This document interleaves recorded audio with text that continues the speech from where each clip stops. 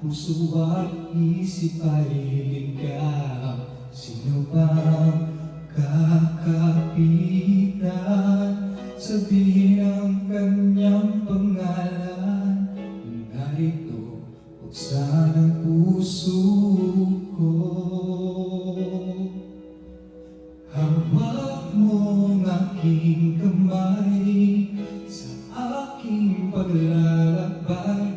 At ngayon ay nakita ko, natutunan kong mamahal. At kahit na muli pang masaktan,